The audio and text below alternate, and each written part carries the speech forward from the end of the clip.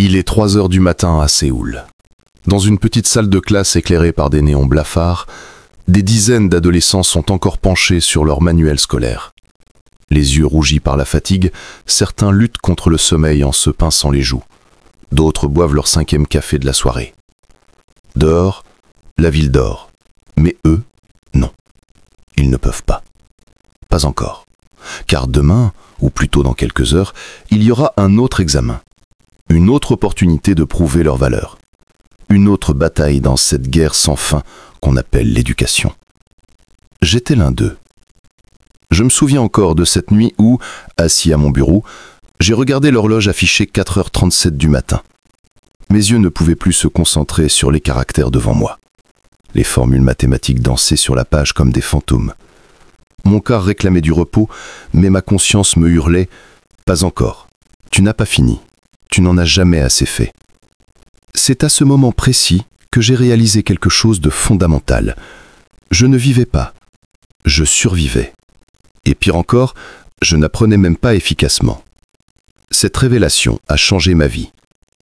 Car voyez-vous, nous vivons tous dans un mensonge collectif.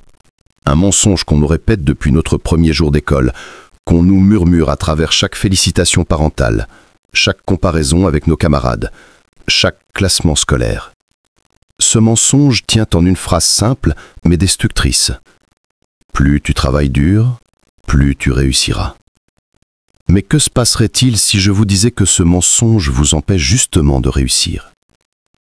Que se passerait-il si la clé du succès académique n'était pas de travailler plus, mais de travailler différemment ? Que se passerait-il si je vous révélais qu'il est possible d'obtenir des résultats exceptionnels en étudiant 2 heures par jour plutôt que 10 ? Vous pensez probablement que c'est impossible, que c'est un autre de ces secrets miracles vendus par des gourous de la productivité. Je vous comprends. J'aurais pensé la même chose.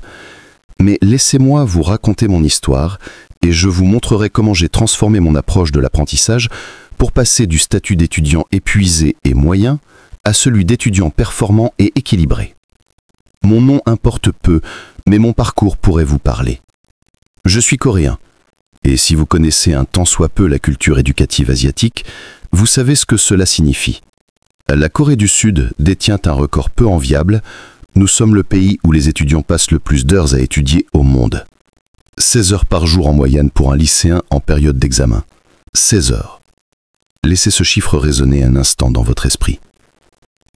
Cela signifie se lever à 6 heures du matin pour des cours de soutien avant l'école. Cela signifie assister aux cours normaux de 8 heures à 16 heures. Cela signifie enchaîner avec des cours particuliers jusqu'à 21 heures. Cela signifie rentrer chez soi pour faire ses devoirs jusqu'à minuit, parfois 2 heures du matin. Et recommencer. Encore. Et encore. Jour après jour. Année après année. J'ai grandi dans ce système. J'ai été formaté par lui.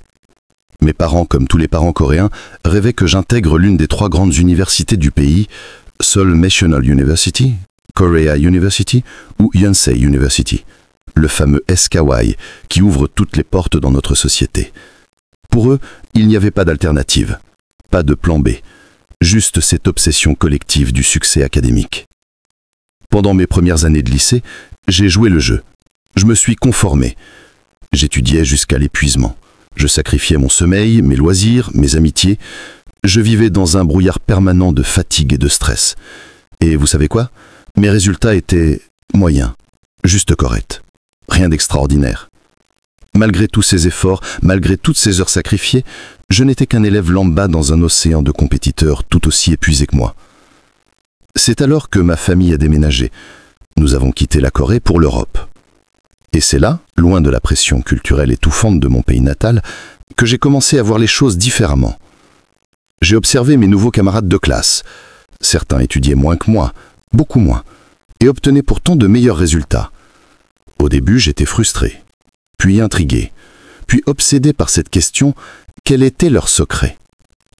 J'ai commencé à expérimenter, à tester différentes méthodes, à lire tout ce que je pouvais sur les neurosciences de l'apprentissage, la psychologie cognitive, les techniques d'étude. J'ai essayé la méthode Pomodoro, les applications de concentration, les résumés colorés, le surlignage stratégique, les palais de mémoire, les cartes mentales. Certaines techniques m'ont aidé, d'autres étaient une perte de temps totale. Mais progressivement, en combinant mes découvertes avec mon expérience personnelle, j'ai développé ma propre approche. Et les résultats ont été stupéfiants. En l'espace de 6 mois, je suis passé d'élève moyen à major de ma promotion. Mais ce n'est pas le plus important. Le plus important, c'est que j'étudiais désormais 2 à 3 heures par jour maximum. Pas 10, pas 12. 2 à 3 heures de travail réellement concentré. Le reste de mon temps, je le consacrais à vivre, à dormir 8 heures par nuit, à voir mes amis, à pratiquer mes hobbies, à simplement être un adolescent normal. Mes anciens camarades coréens n'en revenaient pas quand je leur racontais. « Comment est-ce possible ?» me demandaient-ils, incrédules. « Tu triches ? Tu prends des médicaments pour augmenter ta concentration ?» Non, rien de tout cela. J'avais simplement compris un principe fondamental que notre système éducatif refuse obstinément d'enseigner. L'apprentissage n'est pas une question de quantité, mais de qualité. Aujourd'hui, je veux partager avec vous ce que j'ai appris, non pas comme un professeur qui vous donne une leçon magistrale, mais comme un étudiant qui s'adresse à d'autres étudiants. Quelqu'un qui a vécu dans les tranchées de la guerre éducative et qui en est sorti avec des stratégies éprouvées. Quelqu'un qui comprend votre fatigue, votre stress, votre sentiment d'être constamment dépassé. Car voyez-vous, nous sommes tous des étudiants. Toi, qui lis ces mots à ce moment même, moi, qui continue d'apprendre chaque jour, tes parents qui apprennent à naviguer dans un monde en constante évolution. Apprendre n'est pas une phase temporaire de nos vies. C'est une compétence permanente, essentielle pour avancer, découvrir de nouvelles choses et surtout pour mieux nous connaître nous-mêmes. Mais apprendre ne devrait jamais être synonyme de souffrance, ne devrait jamais nécessiter le sacrifice de notre santé mentale et physique, ne devrait jamais nous transformer en machine à ingurgiter des informations sans réellement comprendre ou apprécier ce que nous apprenons. Dans les prochaines minutes, je vais vous révéler ma méthode complète pour étudier intelligemment. Une méthode construite sur des bases scientifiques solides, testée dans les conditions réelles de stress académique et affinée au fil de centaines d'heures d'expérimentation. Une méthode qui vous permettra d'étudier moins, tout en obtenant de meilleurs résultats. Que vous soyez lycéen submergé par les devoirs, étudiant universitaire jonglant entre cours et examens, ou adulte cherchant à acquérir de nouvelles compétences, ces principes vous aideront. Car ils ne sont pas liés à une matière spécifique ou à un niveau d'éducation particulier. Ils touchent à l'essence même de comment notre cerveau apprend et retient la formation. Êtes-vous prêt à remettre en question tout ce qu'on vous a enseigné sur l'étude? Êtes-vous prêt à abandonner les vieilles habitudes qui vous épuisent sans vous faire progresser? Êtes-vous prêt à découvrir qu'il existe un meilleur chemin? Alors, commençons ce voyage ensemble. La première étape pour transformer votre approche de l'apprentissage est radicale. Vous devez vous libérer de l'idée que plus égale mieux. Cette croyance profondément ancrée empoisonne notre relation avec l'étude et sabote notre efficacité. Laissez-moi vous poser une question simple. Avez-vous déjà terminé une longue journée d'études en vous sentant épuisé, mais avec l'impression troublante de n'avoir rien vraiment accompli? Avez-vous déjà passé 10 heures à votre bureau, mais si quelqu'un vous demandait ce que vous avez appris, vous auriez du mal à formuler une réponse claire? Bienvenue dans le piège du temps apparent. Nous confondons le temps passé avec le travail effectué. Nous mesurons nos efforts en heures plutôt qu'en résultats. Et cette confusion nous coûte cher. D'où vient cette croyance toxique? Elle est culturellement programmée, particulièrement dans les sociétés asiatiques, mais de plus en plus présente partout dans le monde. Dès notre plus jeune âge, nous entendons des histoires glorifiant le sacrifice et l'effort prolongé. « Mon fils étudie 12 heures par jour », déclarent fièrement certains parents, comme si c'était un badge d'honneur plutôt qu'un signal d'alarme. « J'ai travaillé toute la nuit pour préparer cet examen », se vantent des étudiants, comme si la privation de sommeil était une preuve de sérieux plutôt qu'une stratégie désastreuse pour la performance cognitive. Cette culture de la glorification de l'épuisement crée plus de dépression que de réussite. Elle transforme l'apprentissage en une course d'endurance où le vainqueur n'est pas celui qui apprend le mieux, mais celui qui souffre le plus longtemps. C'est non seulement inefficace, mais aussi profondément destructif. Permettez-moi de vous offrir une analogie qui clarifie ce point crucial. Imaginez que vous allez à la salle de sport. Vous avez le choix entre 2 approches. Effectuer 3 séries d'exercices avec une forme parfaite, une concentration totale sur chaque mouvement en ciblant précisément les muscles que vous voulez développer, ou faire 12 séries bâclées, avec une mauvaise posture, en pensant à votre téléphone, en discutant avec un ami entre 2 répétitions. Quelle approche donnera les meilleurs résultats? La réponse est évidente. Les 3 séries intenses et concentrées seront infiniment plus efficaces que les 12 séries distraites. Pourtant, dans nos études, nous choisissons systématiquement la deuxième option. Ou prenons l'exemple des ampoules. Les vieilles ampoules à incandescence consommaient énormément d'énergie pour produire de la lumière. Les ampoules LED modernes consomment une fraction de cette énergie tout en produisant une lumière plus brillante et de meilleure qualité. Moins d'énergie, plus de résultats. C'est exactement le principe que nous devons appliquer à nos études. Le temps n'est pas une métrique pertinente de l'apprentissage. Ce qui compte, c'est l'intensité de votre concentration, la qualité de votre engagement mental et la pertinence de ce sur quoi vous travaillez. Vous pouvez passer 10 heures à étudier tout en apprenant presque rien et passer 2 heures dans un état de concentration optimal et assimiler plus d'informations que vous ne l'auriez fait en une semaine d'études distraites. Comprenez bien, je ne suis pas en train de dire que l'effort n'est pas important. L'effort est crucial. Mais l'effort doit être dirigé, concentré et stratégique. L'effort pour l'effort, la souffrance pour la souffrance, le temps pour le temps, tout cela est du gaspillage pur. Les étudiants qui réussissent véritablement ne sont pas ceux qui passent le plus d'heures à étudier. Ce sont ceux qui ont maîtrisé l'art du deep work, le travail en profondeur. Et c'est précisément ce que nous allons explorer maintenant. Le deep work, ou travail en profondeur, est un concept popularisé par Cal Newport, professeur en informatique à Georgetown University et auteur prolifique sur la productivité. Mais au-delà du terme académique, c'est quelque chose que nous avons tous expérimenté à un moment ou à un autre de nos vies. Vous souvenez-vous d'un moment où vous étiez tellement absorbé par une activité que vous avez perdu la notion du temps, où les heures semblaient passer en quelques minutes, où vous étiez dans un état de fluidité totale, où chaque action semblait couler naturellement de la précédente? Ce n'était pas de la chance, c'était le deep work. Le deep work, c'est un état de concentration maximale où vous mobilisez toute votre capacité cognitive sur une tâche exigeante sans distraction.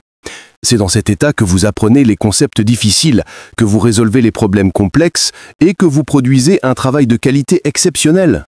Et voici le secret que peu de gens comprennent. Cet état, vous pouvez le cultiver délibérément. Mais qu'est-ce qui rend le deep work si puissant pour l'apprentissage ? La réponse réside dans la façon dont notre cerveau processe et stocke l'information. Lorsque nous étudions en état de distraction légère, en vérifiant nos messages toutes les 5 minutes, en gardant Netflix en arrière-plan, en pensant à ce que nous allons manger ce soir, notre cerveau ne peut pas créer les connexions neuronales nécessaires pour un apprentissage durable. Imaginez votre cerveau comme un sculpteur travaillant sur un bloc de marbre. En état de deep work, le sculpteur peut se concentrer pleinement sur son œuvre, créant des détails fins et des structures complexes. En état de distraction, le sculpteur donne un coup de ciseau, puis regarde son téléphone, puis donne un autre coup de ciseau, puis vérifie ses emails. Le résultat, une sculpture superficielle et mal définie. Les neurosciences confirment cette intuition. Lorsque nous apprenons quelque chose en état de concentration profonde, notre cerveau engage un processus appelé myélinisation. Essentiellement, il renforce les connexions neuronales associées à cette information, la rendant plus rapide à récupérer et plus résistante à l'oubli. Ce processus nécessite une attention soutenue et ne peut pas se produire efficacement en présence de distractions constantes. Voici donc la promesse du deep work pour vos études. Vous pouvez réduire drastiquement votre temps d'étude tout en augmentant significativement vos résultats. 2 heures de deep work valent littéralement plus que 10 heures d'études distraites. Ce n'est pas une exagération, c'est une réalité neuroscientifique. Mais comment atteindre cet état ? Comment passer de nos habitudes d'études fragmentées et superficielles à une pratique de deep work consistante? Cela nécessite plusieurs éléments que nous allons explorer en détail. Premièrement, vous devez créer un environnement propice au deep work. Votre cerveau est extraordinairement sensible aux signaux contextuels. Si vous étudiez dans votre lit, où vous dormez habituellement et regardez des vidéos, votre cerveau ne recevra pas le signal qu'il est temps d'entrer en mode concentration profonde. Vous devez créer un espace dédié à l'étude, un lieu que votre cerveau associe exclusivement au travail concentré. Cet espace doit être dépourvu de distractions potentielles. Votre téléphone ne doit pas être visible, votre ordinateur ne doit afficher que les ressources nécessaires à votre étude, pas vos onglets de réseaux sociaux. L'environnement doit être calme, ou, si vous préférez du bruit de fond, choisissez de la musique instrumentale sans parole qui soutient la concentration plutôt que de la captiver. Deuxièmement, vous devez définir clairement une tâche spécifique avant de commencer. Le deep work ne fonctionne pas avec des objectifs vagues comme étudier la biologie. Il nécessite des missions précises comme comprendre et mémoriser les étapes de la photosynthèse, puis résoudre les 10 exercices de la page 47. La précision de votre objectif guide votre concentration et vous permet de mesurer objectivement votre progression. Troisièmement, vous devez vous engager à travailler sur cette tâche sans interruption pendant une durée définie. Pour les débutants, commencez avec des sessions de 25 à 45 minutes. Avec la pratique, vous pourrez étendre ces sessions à 90 minutes ou même 120 minutes de concentration ininterrompue. Pendant ce temps, aucune exception n'est permise. Pas de « juste vérifier rapidement mes messages », pas de « juste regarder cette notification », rien. Cette discipline peut sembler extrême, mais elle est absolument nécessaire. Chaque fois que vous brisez votre concentration, même brièvement, il faut à votre cerveau en moyenne 23 minutes pour retrouver le même niveau de focus. Une simple vérification de téléphone de 30 secondes peut donc vous coûter presque une demi-heure de productivité réelle. Quatrièmement, et c'est crucial, vous devez accepter l'inconfort initial du deep work. Les premières minutes sont toujours difficiles. Votre esprit va vouloir s'échapper, chercher des distractions, vous convaincre que vous avez besoin de faire juste une petite pause. Résistez. Cet inconfort est le signe que votre cerveau est en train de passer d'un mode de fonctionnement superficiel à un mode profond. Après 10 à 15 minutes, si vous maintenez votre concentration, vous entrerez dans un état de fluidité où le travail devient réellement plus facile et même agréable. Mais voici quelque chose que peu de gens vous diront. Le deep work est une compétence qui se développe avec la pratique. Vous ne pouvez pas passer de 0 à 2 heures de concentration profonde du jour au lendemain. C'est comme essayer de courir un marathon sans entraînement. Vous devez construire progressivement votre muscle de concentration. Commencez modestement. Si actuellement vous ne pouvez maintenir votre concentration que 15 minutes avant de vérifier votre téléphone, commencez par des sessions de 20 minutes. Réussissez-les consistamment pendant une semaine, puis augmentez à 30 minutes, puis à 45, puis à 60. En quelques mois, vous serez capable de sessions de deep work de 2 heures qui vous semblaient impossibles au début. Et voici la beauté de cette approche. Non seulement vous étudiez plus efficacement, mais vous libérez également énormément de temps. Imaginez accomplir en 2 heures ce qui vous prenait auparavant 8 heures. Que feriez-vous avec ces 6 heures supplémentaires chaque jour? Dormir suffisamment? Voir vos amis? Pratiquer un hobby? Simplement vous relaxer sans culpabilité? C'est là que la magie opère vraiment. Car le deep work ne vous rend pas seulement plus efficace académiquement, il transforme votre vie entière. Vous n'êtes plus constamment épuisé, vous n'êtes plus rongé par l'anxiété de ne jamais en faire assez. Vous vivez avec l'assurance tranquille de quelqu'un qui sait exactement ce qu'il doit faire et comment le faire efficacement. Mais le deep work seul ne suffit pas. Pour vraiment transformer vos études, vous devez le combiner avec un autre principe fondamental, la règle du 8-en-2. Et c'est ce que nous allons explorer maintenant. La règle de 8-en-2, également connue sous le nom de principe de Pareto, est une des découvertes les plus puissantes et les plus contre-intuitives de l'histoire de la productivité. Cette règle stipule que 80% de vos résultats proviennent de 20% de vos efforts. Et lorsqu'on l'applique intelligemment à l'apprentissage, elle révolutionne complètement notre approche de l'étude.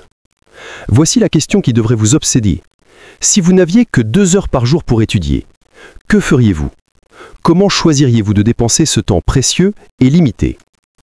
Cette question force une clarté brutale. Elle élimine tout le superflu, toutes les activités qui nous donnent l'impression d'étudier sans réellement faire progresser notre compréhension. Elle nous oblige à distinguer entre ce qui est important et ce qui est urgent, entre ce qui est productif et ce qui est simplement occupant. La plupart des étudiants, confrontés à cette question, continueraient à faire ce qu'ils font déjà. Recopier leurs notes, surligner des passages de manuels, créer de jolis résumés colorés, regarder passivement des vidéos éducatives. Pourquoi? Parce que ces activités sont faciles, réconfortantes et donnent l'impression visible du travail accompli. Mais voici la vérité dérangeante. Toutes ces activités appartiennent aux 80% d'efforts qui ne produisent que 20% de résultats. Elles sont le bruit, pas le signal.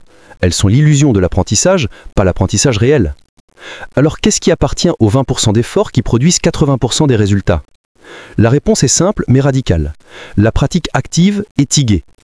Plus spécifiquement, résoudre des problèmes, répondre à des questions, faire des exercices, particulièrement ceux qui ressemblent aux évaluations réelles que vous allez affronter. Permettez-moi d'illustrer ceci avec une étude fascinante menée par des psychologues cognitifs. Ils ont divisé des étudiants en 2 groupes pour préparer un examen. Le premier groupe a passé son temps à relire ses notes et à étudier ses manuels. Le deuxième groupe a passé la moitié de ce temps à étudier et l'autre à faire des quiz et des exercices pratiques. Devinez quel groupe a obtenu de meilleurs résultats à l'examen? Le deuxième groupe a surpassé le premier de 50%. 50%! En travaillant potentiellement moins de temps total, simplement en changeant la nature de leur travail. Pourquoi cette différence dramatique? Parce que la pratique active engage votre cerveau d'une manière fondamentalement différente de la révision passive. Lorsque vous lisez vos notes, vous reconnaissez l'information. « Ah oui, je me souviens d'avoir vu ça ». Cette reconnaissance crée une illusion de compétence. Vous pensez que vous savez parce que l'information vous semble familière. Mais la reconnaissance et le rappel sont deux processus cognitifs complètement différents. Lors d'un examen, vous n'êtes pas testé sur votre capacité à reconnaître des informations. Vous êtes testé sur votre capacité à les rappeler activement, à les appliquer à de nouveaux problèmes, à les utiliser pour raisonner et argumenter. La pratique active, résoudre des problèmes, répondre à des questions sans regarder vos notes, expliquer des concepts dans vos propres mots, force ce processus de rappel. Elle révèle brutalement ce que vous savez vraiment et ce que vous croyez seulement savoir. Et c'est précisément dans cette révélation que réside l'apprentissage véritable. Alors voici comment appliquer concrètement la règle de 8-2 à vos études. Identifiez les 20% d'activités d'études qui auront le plus grand impact sur vos résultats. Dans presque tous les contextes académiques, ces activités sont, premièrement, résoudre des problèmes d'examen passés. Si votre professeur fournit des examens des années précédentes, c'est de l'heure pure. Ces examens vous montrent exactement le type de questions que vous devrez affronter, le niveau de difficulté attendu, les sujets qui sont réellement testés versus ceux qui sont simplement mentionnés en cours. Deuxièmement, faire les exercices recommandés ou assignés. Si votre professeur vous donne une liste d'exercices à faire, ce n'est pas par sadisme. C'est parce qu'il sait que ces exercices couvrent les concepts essentiels que vous devez maîtriser. Ne les ignorez pas au profit de la relecture de vos notes. Faites-les, tous. Et si vous vous trompez, ne vous contentez pas de regarder la correction. Recommencez jusqu'à ce que vous puissiez les résoudre sans aide. Troisièmement, créez vos propres questions et y répondre. Si vous n'avez pas accès à des examens passés, mettez-vous dans la peau de votre professeur. Quelles questions poseriez-vous pour tester la compréhension de ce chapitre? Puis répondez à ces questions comme si c'était un véritable examen. Quatrièmement, enseignez le matériel à quelqu'un d'autre, ou à vous-même. Richard Feynman, le légendaire physicien, avait une technique d'apprentissage simple. Si vous ne pouvez pas expliquer quelque chose en termes simples, vous ne le comprenez pas vraiment. Essayez d'enseigner chaque concept à un ami, à un membre de votre famille, ou même à vous-même en vous filmant. Les lacunes dans votre compréhension deviendront immédiatement évidentes.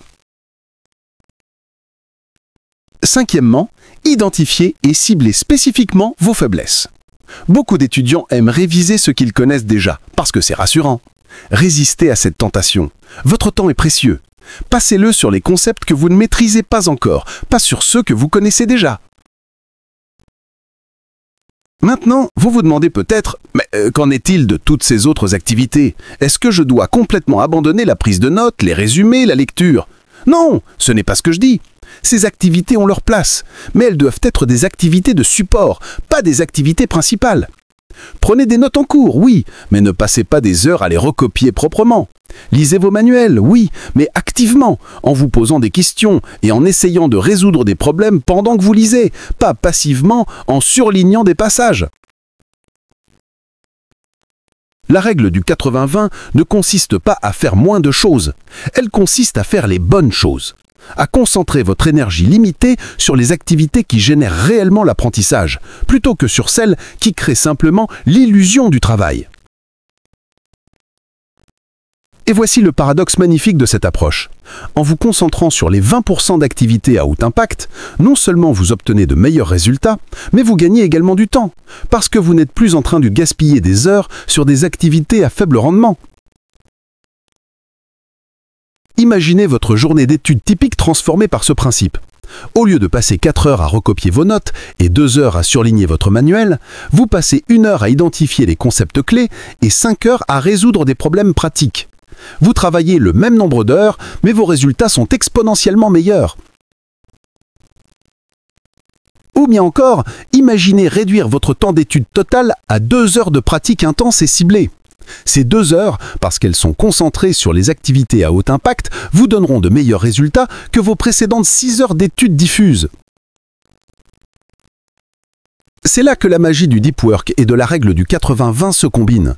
Le deep work vous donne l'intensité de concentration, la règle du 80-20 vous donne la direction stratégique. Ensemble, elles créent une approche de l'apprentissage qui est à la fois redoutablement efficace et remarquablement efficiente. Mais il y a encore un obstacle majeur que nous devons aborder. Un obstacle qui sabote même les meilleures intentions et les stratégies les plus solides. Cet obstacle, c'est le piège des distractions modernes. Et c'est notre prochain sujet. Nous vivons à l'ère de la distraction perpétuelle.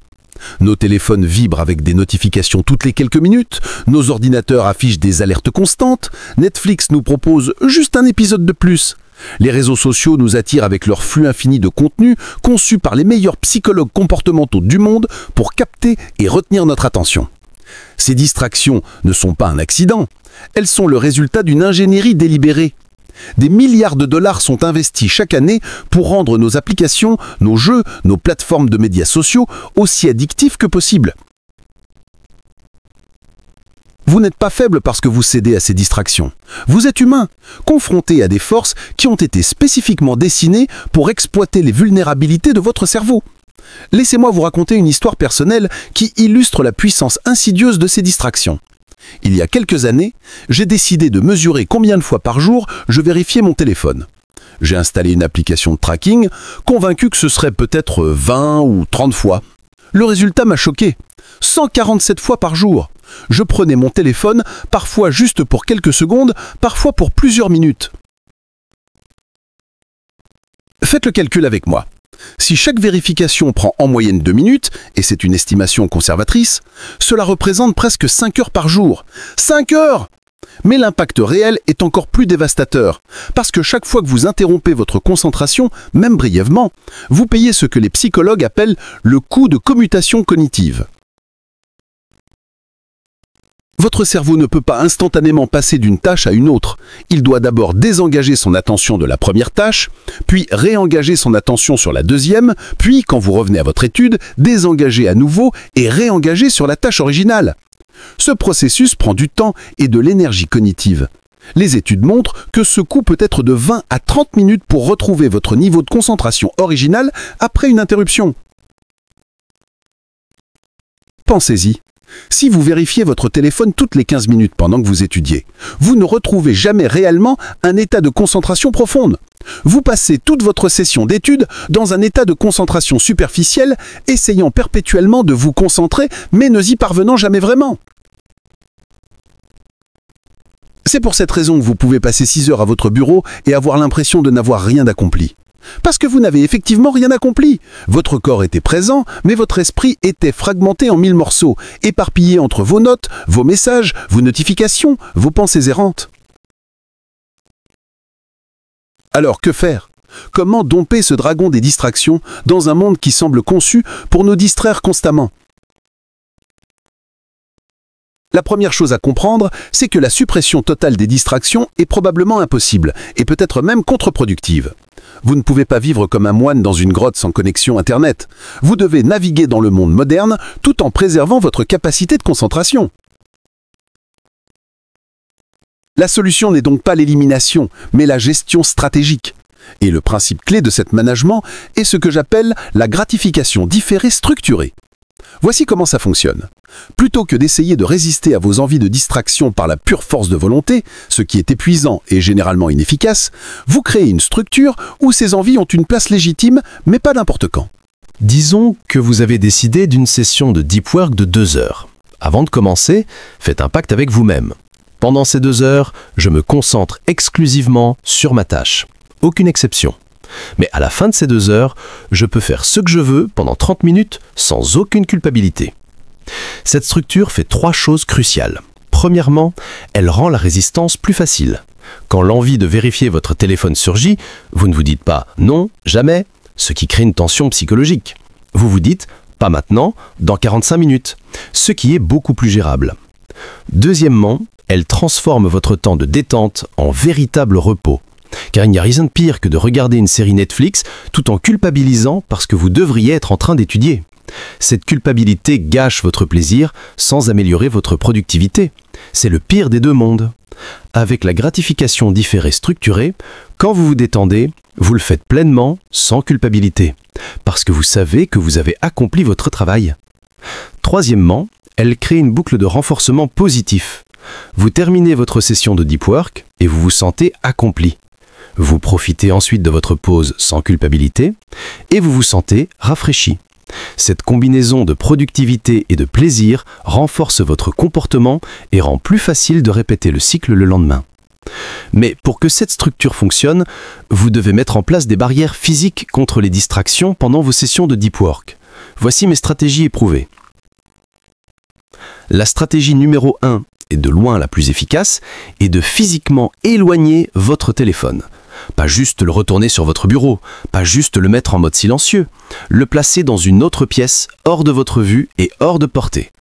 Si votre téléphone est visible ou facilement accessible, votre cerveau reste en état d'alerte, une partie de votre attention consciente ou inconsciente étant dédiée à ne pas le regarder.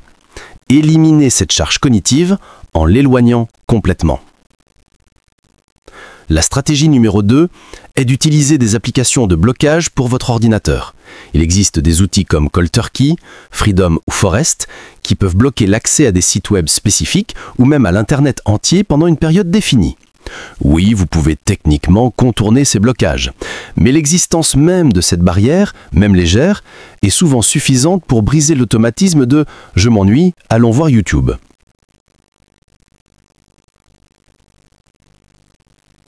La stratégie numéro 3 est de créer un environnement d'études dédié. Si vous étudiez toujours au même endroit et que cet endroit est associé exclusivement au travail concentré, votre cerveau commencera à entrer automatiquement en mode focus quand vous vous y installez. C'est un conditionnement classique. Votre environnement devient un signal qui déclenche l'état mental approprié. La stratégie numéro 4, souvent négligée, est de prendre soin de vos besoins physiologiques avant de commencer votre session de deep work.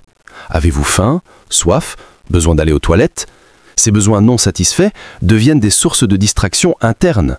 Éliminez-les avant de commencer votre session de deep work. La stratégie numéro 5 est la technique du journal de distraction. Gardez un petit cahier à côté de vous pendant que vous étudiez. Quand une pensée distrayante surgit, je dois envoyer cet email, je me demande ce qu'un tel a répondu, je devrais vérifier cette chose. Au lieu de l'ignorer ou d'agir immédiatement dessus, notez-la rapidement dans votre journal. Cet acte simple de reconnaissance et d'externalisation libère souvent votre esprit de l'emprise de cette pensée.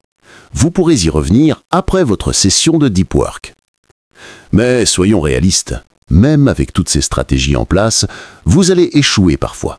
Vous allez avoir des jours où vous cédez aux distractions, où vous brisez votre engagement, où vous gaspillez du temps précieux sur des choses insignifiantes. C'est inévitable. Vous êtes humain. La question n'est pas d'éviter complètement l'échec. La question est de ne pas laisser un échec se transformer en spirale d'échecs. Quand vous réalisez que vous avez cédé à une distraction, ne vous flagellez pas. Ne vous dites pas « j'ai tout gâché, autant abandonner pour aujourd'hui ». Reconnaissez simplement ce qui s'est passé, fermez la distraction et recommencez. Chaque moment est une nouvelle opportunité de faire un meilleur choix. Il y a aussi une dimension plus profonde aux distractions que nous devons aborder. Parfois, nos distractions ne sont pas simplement des tentations externes. Elles sont des mécanismes d'évitement pour des émotions inconfortables. Quand une tâche est difficile, frustrante ou anxiogène, notre réflexe naturel est de fuir vers quelque chose de plus facile et plus agréable. Scroller sur Instagram est infiniment plus gratifiant à court terme que de lutter avec un problème de mathématiques complexe. Regarder des vidéos YouTube est beaucoup plus confortable que de confronter notre incompréhension d'un concept scientifique. Dans ces cas, les barrières techniques contre les distractions ne suffisent pas. Vous devez développer une forme de résilience émotionnelle face à un inconfort de l'apprentissage difficile. Voici ce qui m'a aidé. Recadrez l'inconfort comme un signal positif plutôt que négatif. Quand vous vous sentez frustré par un problème difficile, au lieu de penser « je ne suis pas assez intelligent pour ça », pensez « mon cerveau est en train de s'étendre, de créer de nouvelles connexions ». L'inconfort n'est pas un signe d'échec, c'est un signe de croissance. De plus, rappelez-vous que la satisfaction profonde vient de l'accomplissement, pas du confort constant. Cette série Netflix que vous regardez au lieu d'étudier vous donne un plaisir superficiel et éphémère. Mais résoudre ce problème difficile, comprendre ce concept complexe, réussir cet examen pour lequel vous avez travaillé, cela vous donne une satisfaction profonde et durable qui nourrit votre estime de soi et votre confiance. 2 heures de vrai deep work, suivies d'un sentiment d'accomplissement et d'une détente sans culpabilité, battent toujours 10 heures de pseudo-travail distrait, suivi d'anxiété et de honte. Pas seulement en termes de résultats académiques, mais en termes de bien-être mental et de qualité de vie. Une dernière chose sur les distractions. Soyez particulièrement vigilant avec les distractions qui se déguisent en travail productif. Organisez vos notes pour la 10e fois. Créez un système de classement élaboré pour vos documents. Regardez des vidéos sur comment mieux étudier au lieu d'étudier. Recherchez le parfait stylo ou l'application parfaite. Toutes ces activités vous donnent l'impression de faire quelque chose d'utile, mais elles sont essentiellement de la procrastination déguisée. Résistez à la tentation de la préparation infinie. À un moment donné, vous devez arrêter de vous préparer à travailler et simplement travailler. Gardez toujours cette question à l'esprit. Est-ce que cette activité me rapproche directement de mon objectif d'apprentissage ou est-ce que je suis en train de tourner autour? Soyez brutal dans votre honnêteté. Si c'est la deuxième option, arrêtez et revenez à ce qui compte vraiment. Les distractions sont le dragon que tout étudiant moderne doit affronter, mais avec les bonnes stratégies, ce dragon peut être apprivoisé. Pas éliminé, il fera toujours partie de votre paysage mental, mais maîtrisé suffisamment pour ne plus saboter vos efforts d'apprentissage. Parlons maintenant d'une des activités d'études les plus surestimées, la prise et la révision de notes. Ne vous méprenez pas, les notes ont leur utilité, mais la façon dont la plupart des étudiants les utilisent est fondamentalement inefficace et représente un gaspillage massif de temps et d'énergie. Pendant des années, ma méthode d'étude principale était de recopier mes notes. Page après page, j'écrivais proprement tout ce que j'avais griffonné en cours. Je pensais que l'acte physique d'écrire gravait l'information dans ma mémoire. Et, dans une certaine mesure, j'avais raison. L'écriture manuelle active effectivement plus de zones cérébrales que la lecture passive. Mais voici le problème. Cette méthode est terriblement inefficace pour plusieurs raisons critiques. Raison numéro 1, vous apprenez le contenu sans apprendre le contexte d'application. Imaginez que vous préparez un marathon. Vous pourriez passer des mois à mémoriser des livres sur la technique de course, la physiologie de l'endurance, les stratégies d'hydratation. Vous pourriez devenir un expert théorique du marathon. Mais si vous ne courez jamais réellement, allez-vous réussir le marathon? Bien sûr que non.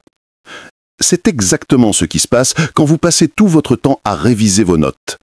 Vous apprenez l'information dans un format, mais vous serez testé dans un format complètement différent. Vos notes sont organisées de manière linéaire, peut-être par sujet ou par date. Mais les questions d'examen sont organisées par problèmes à résoudre, par applications à faire, par connexion à établir entre différents concepts. Raison numéro 2, vous perdez du temps à réviser ce que vous connaissez déjà. Quand vous relisez vos notes du début à la fin, vous consacrez autant de temps aux concepts que vous maîtrisez parfaitement qu'à ceux que vous comprenez mal. C'est comme si un athlète passait autant de temps à s'entraîner sur ses points forts que sur ses points faibles. C'est illogique et inefficace.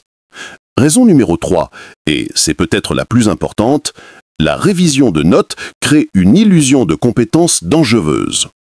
Quand vous relisez vos notes, tout vous semble familier. Ah oui, je me souviens de ça. Oui, ça aussi, je l'ai vu. Cette familiarité est réconfortante. Elle vous fait sentir que vous savez.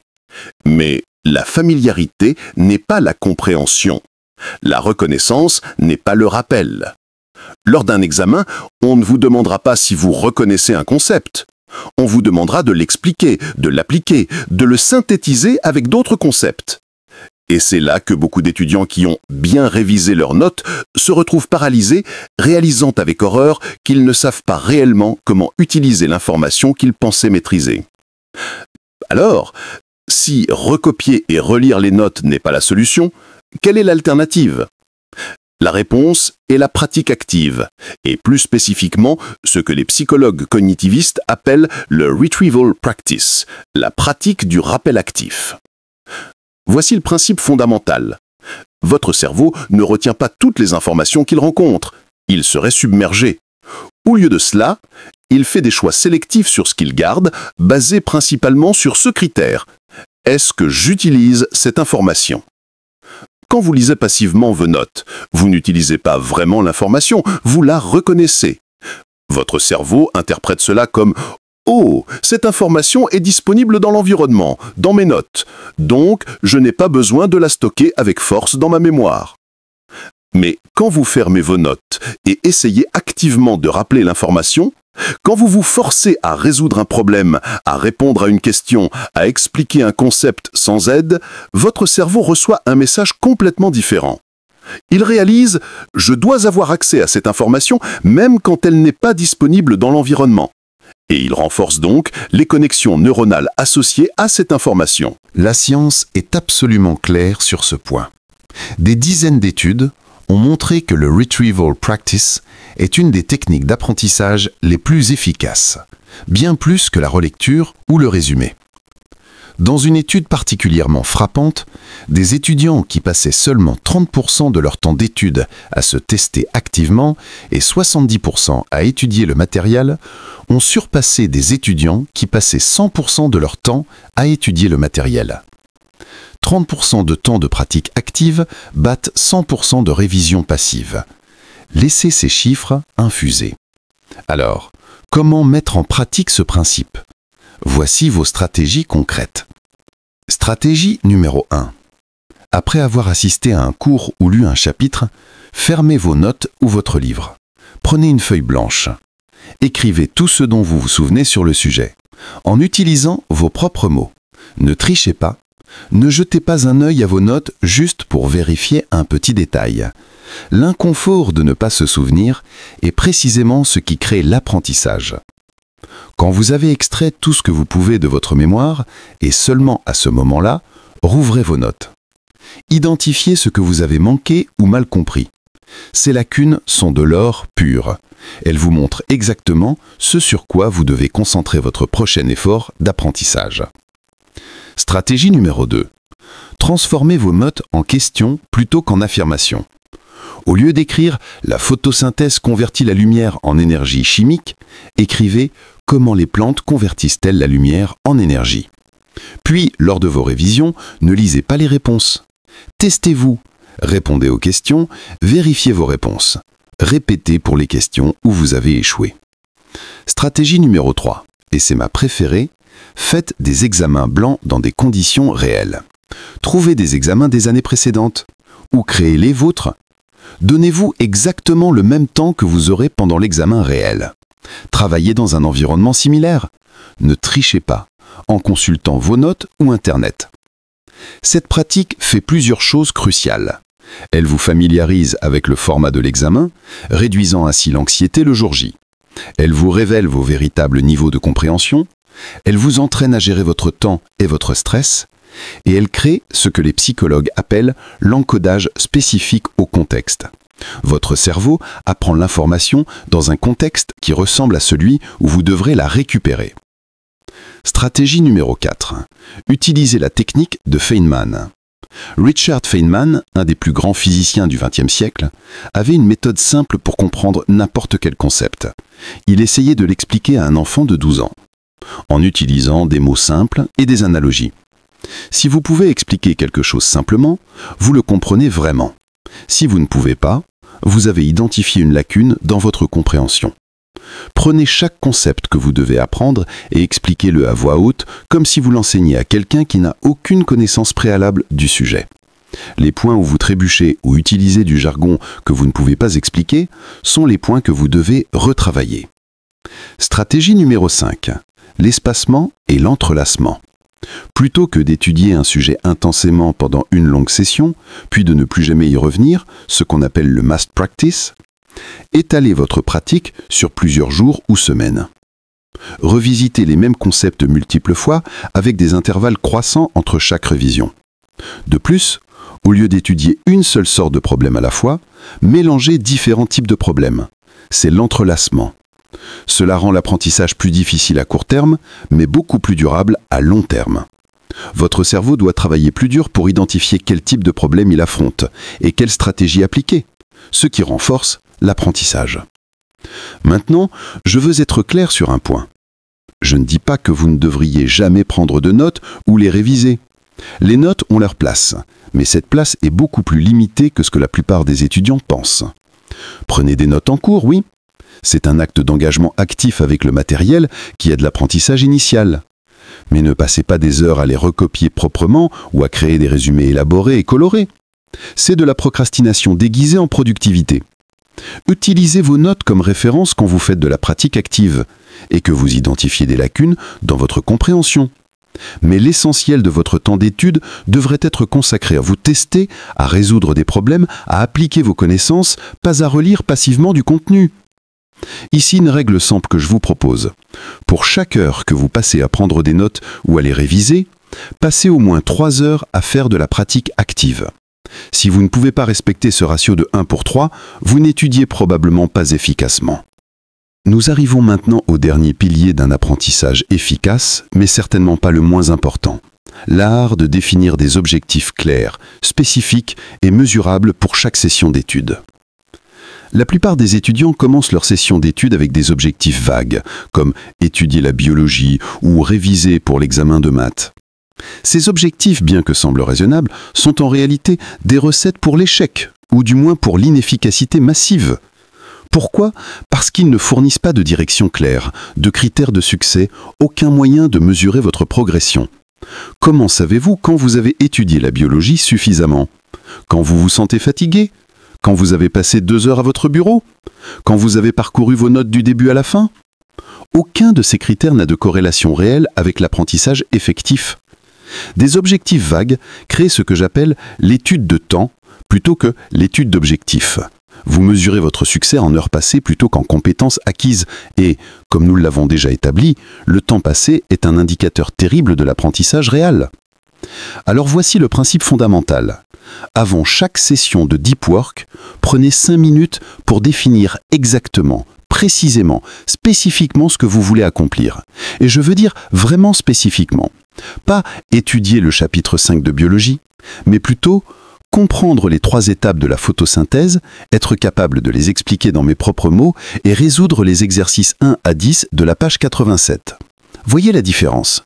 Le premier objectif est vague et ouvert.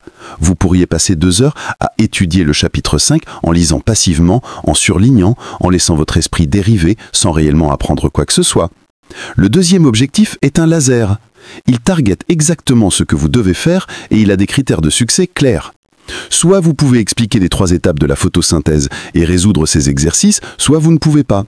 Premièrement, elle active ce que les psychologues appellent l'attention dirigée vers un but. Votre cerveau aime avoir des missions claires. Quand vous lui donnez un objectif spécifique, il mobilise ses ressources pour l'atteindre. C'est comme la différence entre dire à quelqu'un « va quelque part » versus « va au café au coin de la rue et commande un cappuccino ». La deuxième instruction génère une action beaucoup plus focalisée et efficace. Deuxièmement, elle vous permet de dire « j'ai fini » avec confiance. C'est psychologiquement crucial. Avec des objectifs vagues, vous n'êtes jamais vraiment sûr d'avoir assez fait. Cette incertitude crée une anxiété de fond constante.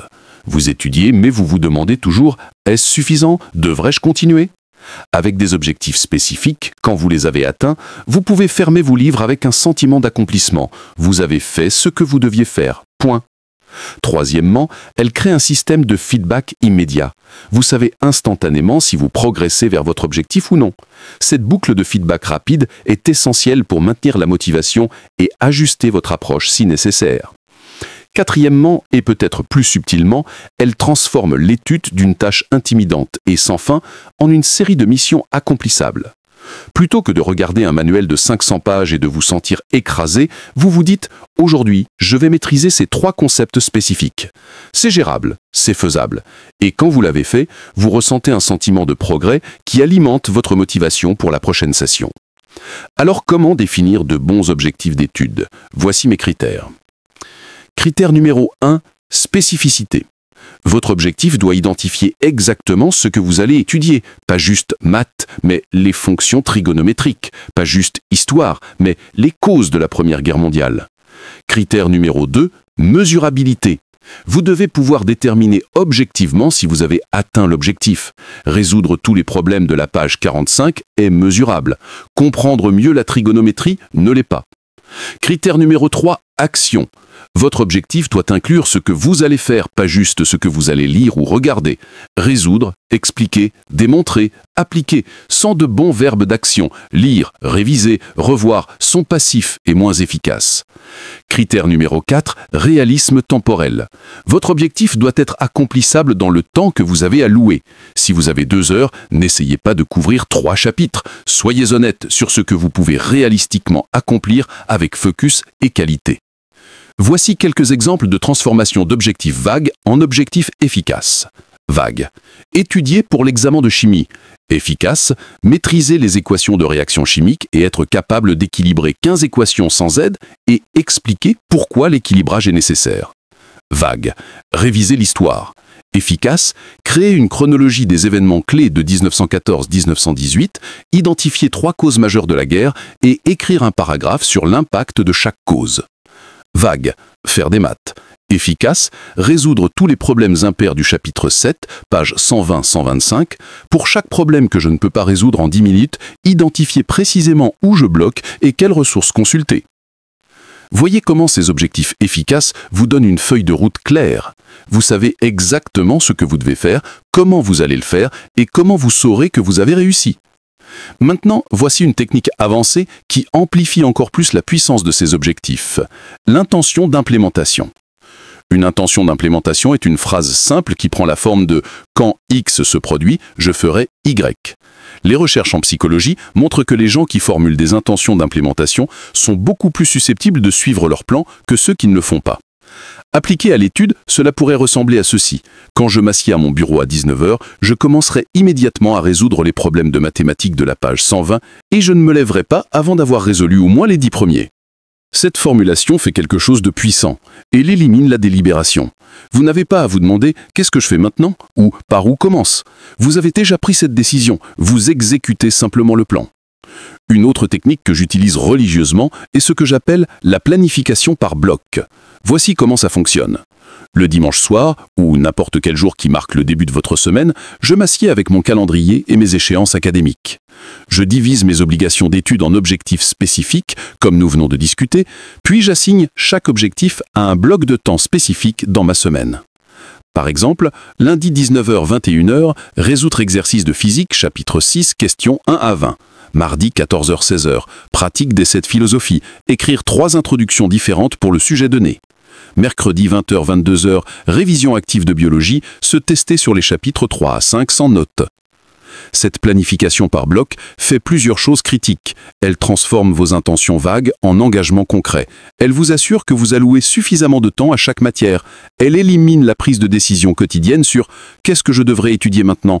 et elle vous permet de voir visuellement si vous avez un plan réaliste ou si vous essayez d'en faire trop.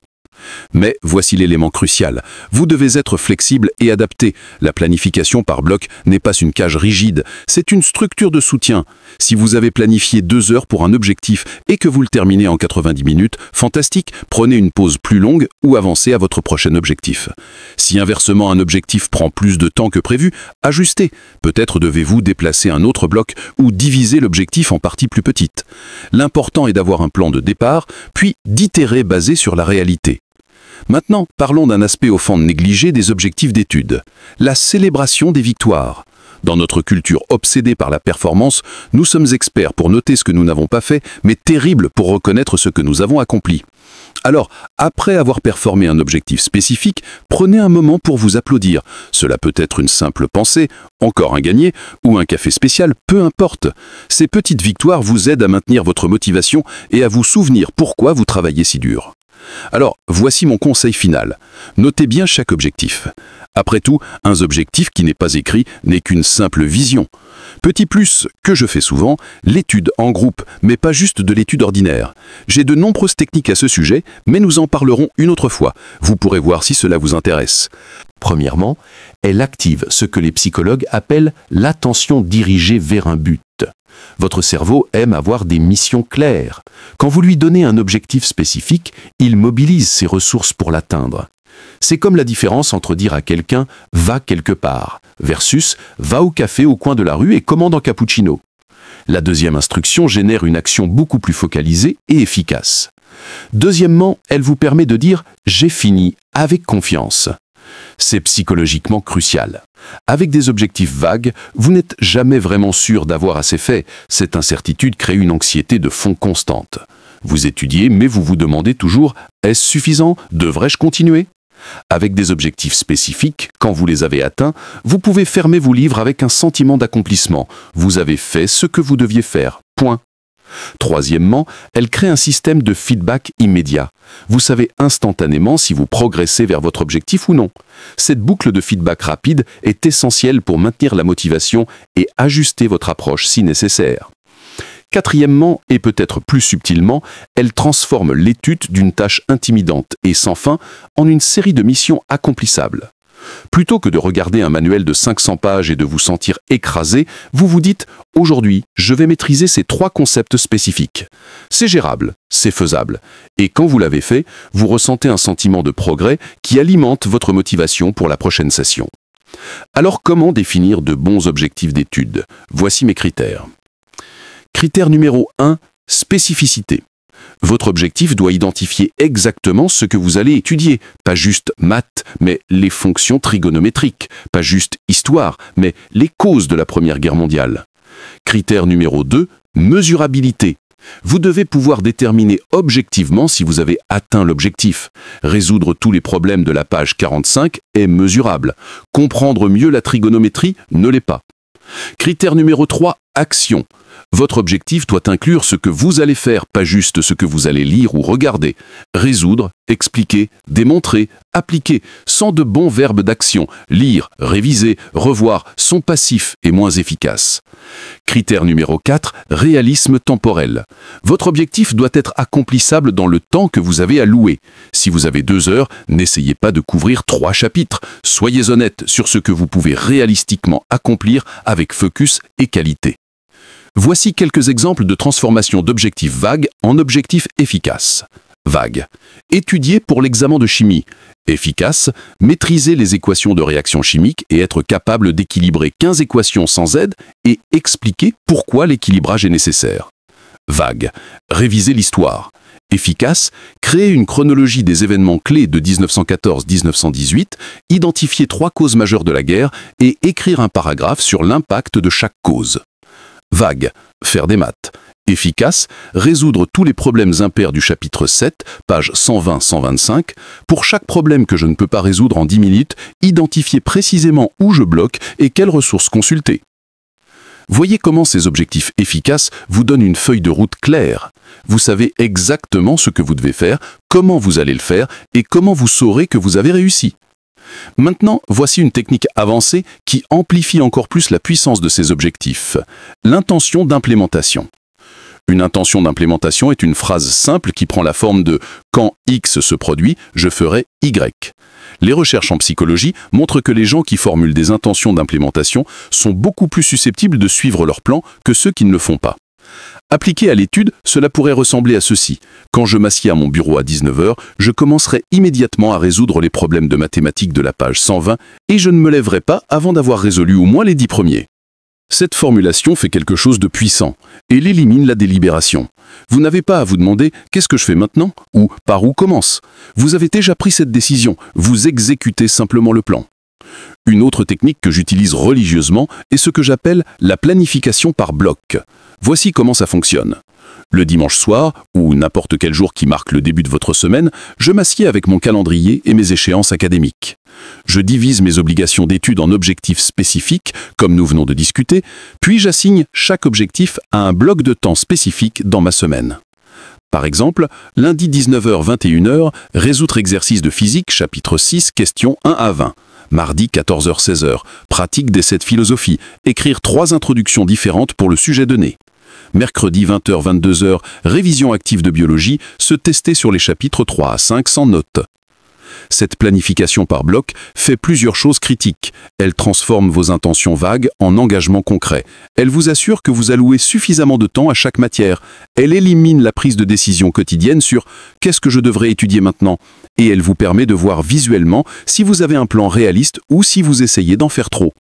Mais voici l'élément crucial. Vous devez être flexible et adapté. La planification par bloc n'est pas une cage rigide, c'est une structure de soutien. Si vous avez planifié 2 heures pour un objectif et que vous le terminez en 90 minutes, fantastique, prenez une pause plus longue ou avancez à votre prochain objectif. Si inversement un objectif prend plus de temps que prévu, ajustez. Peut-être devez-vous déplacer un autre bloc ou diviser l'objectif en parties plus petites. L'important est d'avoir un plan de départ, puis d'itérer basé sur la réalité. Maintenant, parlons d'un aspect au fond négligé des objectifs d'études, la célébration des victoires. Dans notre culture obsédée par la performance, nous sommes experts pour noter ce que nous n'avons pas fait, mais terribles pour reconnaître ce que nous avons accompli. Alors, après avoir performé un objectif spécifique, prenez un moment pour vous applaudir. Cela peut être une simple pensée, encore un gagné, ou un café spécial, peu importe. Ces petites victoires vous aident à maintenir votre motivation et à vous souvenir pourquoi vous travaillez si dur. Alors, voici mon conseil final. Notez bien chaque objectif. Après tout, un objectif qui n'est pas écrit n'est qu'une simple vision. Petit plus, que je fais souvent, l'étude en groupe, mais pas juste de l'étude ordinaire. J'ai de nombreuses techniques à ce sujet, mais nous en parlerons une autre fois. Vous pourrez voir si cela vous intéresse. Vous vous fixez 10 objectifs pour la semaine. Vous en accomplissez 8. Plutôt que de célébrer ces 8 accomplissements, vous vous flagellez pour les 2 que vous avez manqués. Cette mentalité est toxique et auto-sabotante. Voici une pratique simple qui a transformé ma relation avec l'étude. Chaque fois que j'accomplis un objectif, je le marque physiquement. J'utilise un simple carnet où je liste mes objectifs quotidiens. Quand j'en termine un, je le barre avec satisfaction. Ce geste physique, aussi simple soit-il, crée un moment de reconnaissance. Mon cerveau enregistre « J'ai fait quelque chose de difficile. Je suis capable ». À la fin de chaque semaine, je regarde mes objectifs accomplis. Pas pour me comparer à un idéal impossible, mais pour reconnaître honnêtement « Voici ce que j'ai fait. C'est du vrai travail, je progresse ». Cette pratique de reconnaissance nourrit votre motivation intrinsèque. Vous commencez à étudier, non pas par peur de l'échec ou pour satisfaire les attentes externes, mais parce que vous ressentez authentiquement le plaisir de l'apprentissage et de l'accomplissement personnel. Il y a aussi une dimension sociale aux objectifs que je veux mentionner. Certaines personnes trouvent extrêmement utile de partager leurs objectifs avec quelqu'un d'autre. Un ami, un membre de la famille, un partenaire d'études. Cette accountability externe peut être motivante. Quand vous dites à quelqu'un « je vais accomplir X aujourd'hui », il y a une pression sociale supplémentaire pour le faire. Cependant, soyez prudent avec cette approche. Pour certaines personnes, partager un objectif crée une satisfaction prématurée. Votre cerveau reçoit la récompense sociale de l'annonce avant même d'avoir fait le travail, ce qui peut paradoxalement réduire votre motivation à réellement l'accomplir. Connaissez-vous vous-même, expérimentez et voyez ce qui fonctionne pour vous. Une dernière réflexion sur les objectifs. Ils doivent évoluer avec votre croissance. Ce qui constituait un défi approprié il y a 3 mois pourrait être trop facile maintenant. Ajustez constamment vos objectifs pour rester dans ce que les psychologues appellent la zone de développement proximal. Pas si facile que c'est ennuyeux, pas si difficile que c'est décourageant, mais juste au bon niveau de défi pour stimuler la croissance. Voilà. Nous en sommes arrivés au terme de ce voyage à travers ma méthode d'étude. Mais avant de conclure, je veux prendre un moment pour recadrer tout ce que nous avons discuté dans une perspective plus large. Car voyez-vous, cette méthode n'est pas simplement un ensemble de techniques et d'astuces pour obtenir de meilleures notes. C'est, à un niveau plus profond, une philosophie entièrement différente de ce que signifie apprendre et réussir. La philosophie dominante dans notre système éducatif et dans notre culture en général est basée sur l'effort brut et le sacrifice. Elle glorifie la souffrance comme preuve de sérieux. Elle mesure la valeur en temps passé plutôt qu'en résultats obtenus. Elle transforme l'apprentissage en une guerre d'attrition où le vainqueur est simplement celui qui peut endurer le plus longtemps. Cette philosophie ne crée pas seulement de l'inefficacité, elle crée de la misère. Elle transforme l'éducation, qui devrait être une des expériences les plus enrichissantes et épanouissantes de la vie humaine, en une épreuve à survivre. Elle produit des générations d'étudiants qui associent l'apprentissage à l'anxiété, au stress et à l'épuisement. La philosophie que je vous propose est radicalement différente. Elle est basée sur ces principes fondamentaux. Principe 1, l'apprentissage efficace est un marathon de sprint, pas un sprint de marathon. Vous ne pouvez pas maintenir une concentration maximale pendant 10 heures d'affilée. Votre cerveau n'est pas conçu pour ça. Mais vous pouvez avoir des périodes de concentration intense suivies de repos authentique. Cette alternance de deep work et de récupération authentique est infiniment plus productive et plus saine que des journées entières de pseudo-travail épuisé. Principe 2. La qualité de votre engagement compte infiniment plus que la quantité de votre temps. 2 heures de pratique active, concentrée, stratégique, valent plus que 20 heures de révision passive et distraite. Arrêtez de compter les heures. Commencez à compter les compétences acquises, les concepts maîtrisés, les problèmes résolus. Principe 3. L'apprentissage n'est pas une souffrance à endurer, mais une compétence à cultiver. Vous pouvez apprendre à apprendre. Vous pouvez développer votre capacité de concentration, améliorer vos stratégies d'études, optimiser votre approche. L'apprentissage lui-même est quelque chose que vous pouvez étudier et améliorer. C'est une métacompétence qui amplifie toutes les autres compétences que vous chercherez à acquérir dans votre vie. Principe 4. L'équilibre n'est pas l'ennemi du succès, c'est son fondement. Vous ne pouvez pas performer académiquement sur le long terme si vous sacrifiez constamment votre sommeil, votre santé, vos relations, votre bien-être mental. Ces choses ne sont pas des luxes à abandonner pour le succès. Ce sont les fondations sur lesquelles le succès durable est construit. Un étudiant bien reposé, en bonne santé, émotionnellement équilibré, apprendra toujours plus efficacement qu'un étudiant épuisé, stressé et isolé. Principe 5. Le but n'est pas de devenir une machine à apprendre, mais de rester humain tout en excellant. L'éducation devrait vous enrichir en tant que personne, pas vous réduire à un ensemble de résultats d'examen. Oui, les notes sont importantes dans notre système actuel, mais elles ne sont pas votre valeur, elles ne définissent pas qui vous êtes. L'objectif est de trouver un moyen d'exceller académiquement tout en préservant et en nourrissant votre humanité complète. Maintenant, récapitulons concrètement ce que cette philosophie signifie en pratique.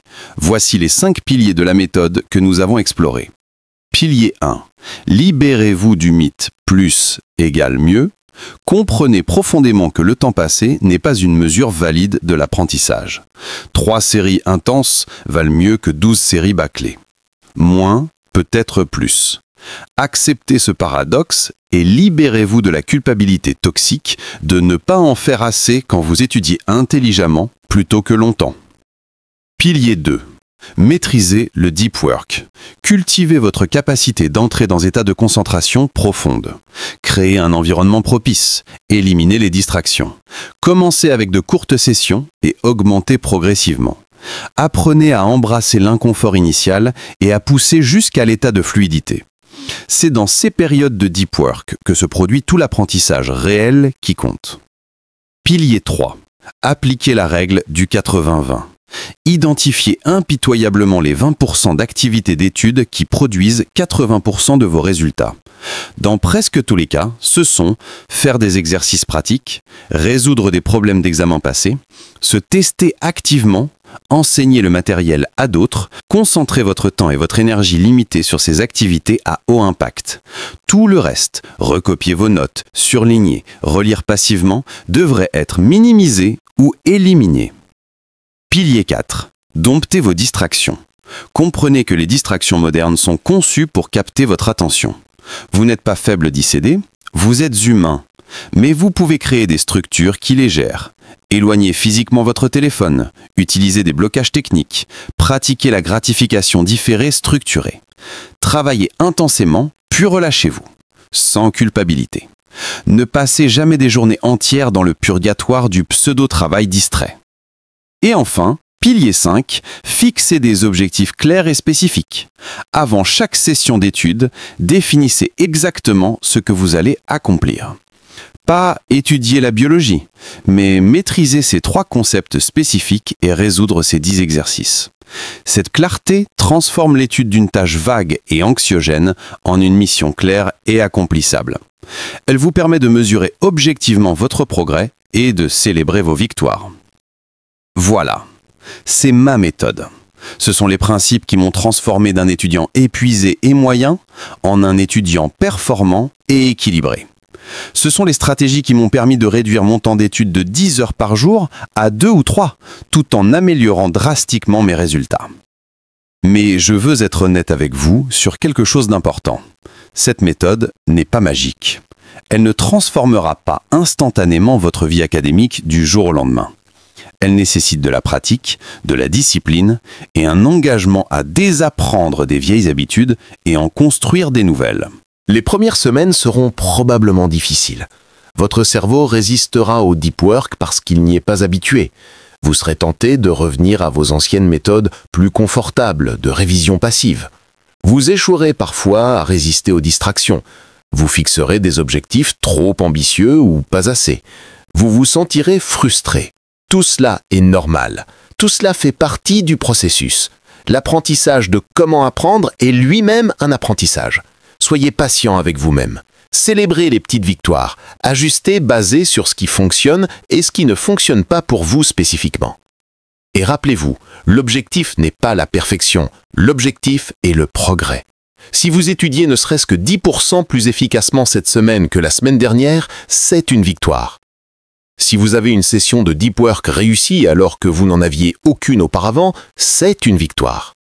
Si vous identifiez et résolvez une faiblesse spécifique plutôt que de réviser passivement du contenu que vous connaissez déjà, c'est une victoire. Accumulez ces petites victoires et avec le temps, elles se transformeront en une transformation majeure de votre relation avec l'apprentissage. Je veux aussi reconnaître que certains d'entre vous font face à des circonstances qui rendent l'application de ces principes plus difficile. Peut-être vivez-vous dans un environnement bruyant et distrayant, sans accès à un espace d'études calme. Peut-être jonglez entre l'école et un travail pour soutenir votre famille.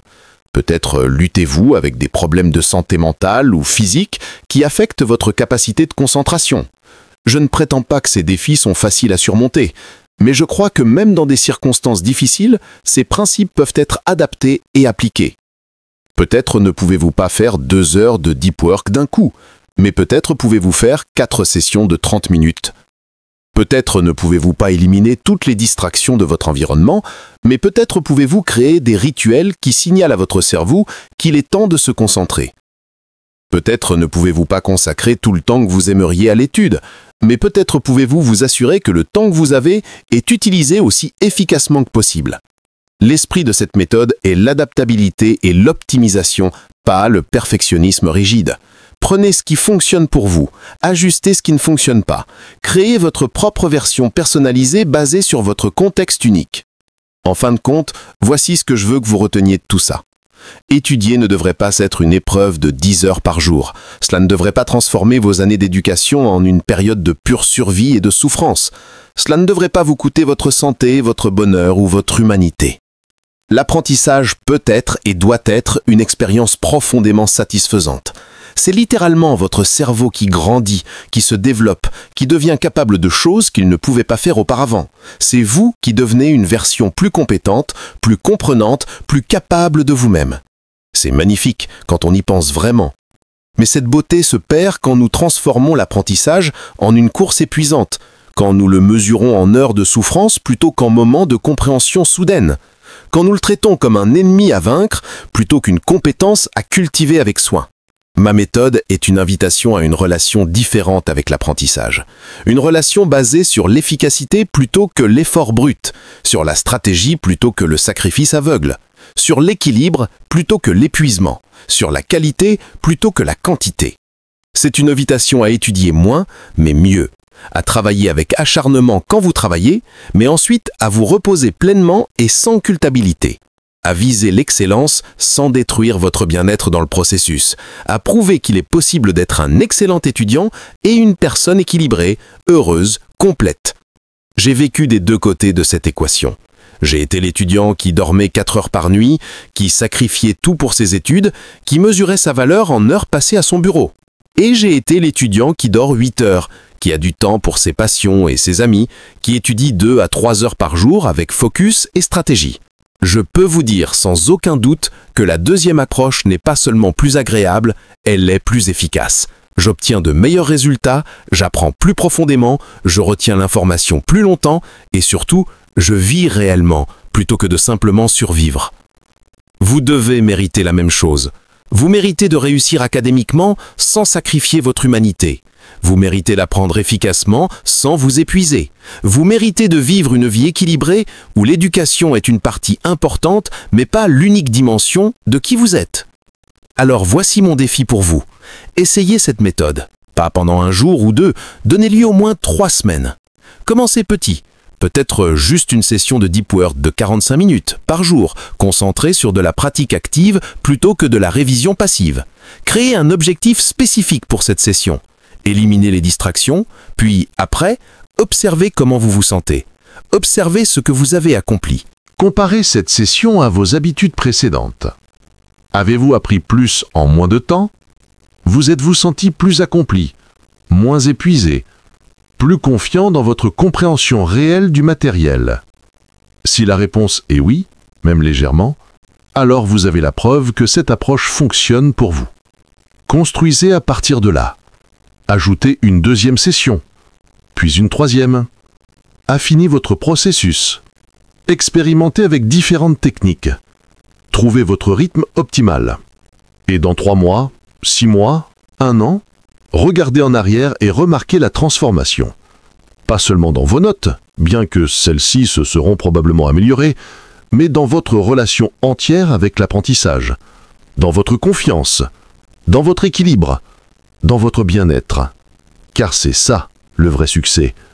Pas juste les chiffres sur un bulletin, mais devenir quelqu'un qui sait comment apprendre efficacement, qui peut aborder n'importe quel nouveau défi avec confiance, qui peut équilibrer excellence et bien-être, qui possède une compétence qui servira toute sa vie.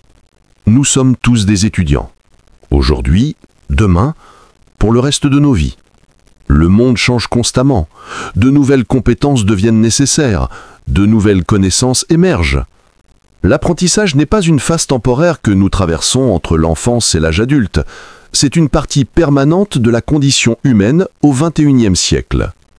La question n'est donc pas de savoir si vous allez apprendre, c'est de savoir comment vous allez apprendre. Est-ce que vous allez passer votre vie rutée, à vous épuiser, à mesurer votre valeur en heures de souffrance, ou est-ce que vous allez maîtriser l'art d'apprendre efficacement, de cultiver votre curiosité naturelle, de grandir continuellement sans vous détruire dans le processus? Le choix vous appartient. Mais je peux vous dire ceci, il existe un meilleur chemin. Un chemin où vous pouvez exceller académiquement et professionnellement, tout en restant une personne équilibrée, heureuse, complète. Un chemin où l'apprentissage redevient ce qu'il devrait être, une aventure passionnante de découverte, plutôt qu'une épreuve à endurer. Ce chemin demande de désapprendre beaucoup de ce que notre système éducatif nous a enseigné. Il demande du courage pour aller contre les normes culturelles qui glorifient l'épuisement. Il demande de la discipline pour construire de nouvelles habitudes et il demande de la patience pendant que vous développez ces nouvelles compétences. Mais les récompenses sont extraordinaires. Non seulement de meilleurs résultats académiques, mais une vie plus riche, plus équilibrée, plus satisfaisante. Des journées où vous vous sentez accompli plutôt qu'épuisé. Des nuits de sommeil réparateur plutôt que d'anxiété insomniaque. Une confiance tranquille en vos capacités plutôt qu'un doute perpétuel torturant. Alors la prochaine fois que vous vous asseyez pour étudier, rappelez-vous, n'essayez pas d'en faire plus. Essayez simplement d'en faire mieux. 2 heures de deep work concentrées sur ce qui compte vraiment, un objectif clair et spécifique, une pratique active plutôt que passive, des distractions maîtrisées, et ensuite une détente bien méritée sans culpabilité. C'est tout. C'est simple. Mais c'est révolutionnaire.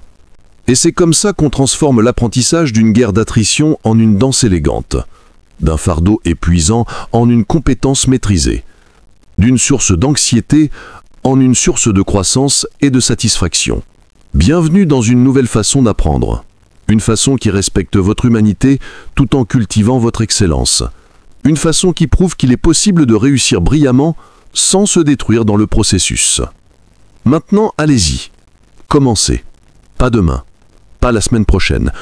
Aujourd'hui, une session, 2 heures, un objectif clair, une concentration totale, et observez la magie se produire. Vous êtes capable de bien plus que vous ne pensez. Mais cette capacité ne se réalise pas à travers plus d'heures d'études épuisées. Elle se réalise à travers une approche plus intelligente, plus stratégique, plus humaine à l'apprentissage. Le voyage commence maintenant. Et je suis impatient de voir jusqu'où il vous mènera.